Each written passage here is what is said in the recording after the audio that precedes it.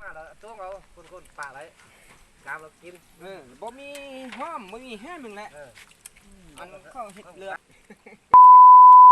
ตุกขิงกระชนีโอ้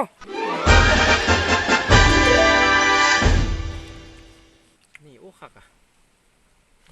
ส่องเพื่อเดี๋ยวเด้ตื่นตัวนี้เพิ่นคือบ่ไรเด้มาเด้อแซ่บมันก็เบาเลยแน่บ่บ่ไรนะมาเด้อแซ่บเลยยิงนมมาสั่นซะ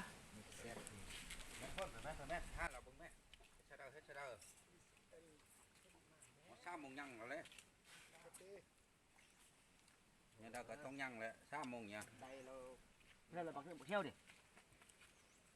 ฮัลโหลสร้างยัง เสิร์ฟซุปดอกมันบ่ฮอดเด้อเด้ต้องยัง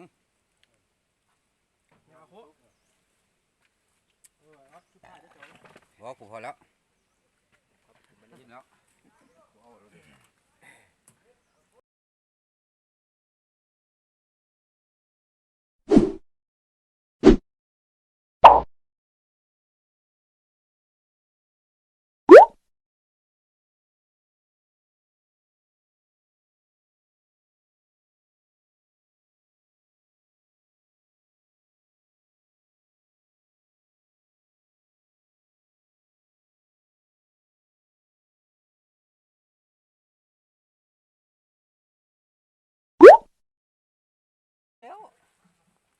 เรียบง่าย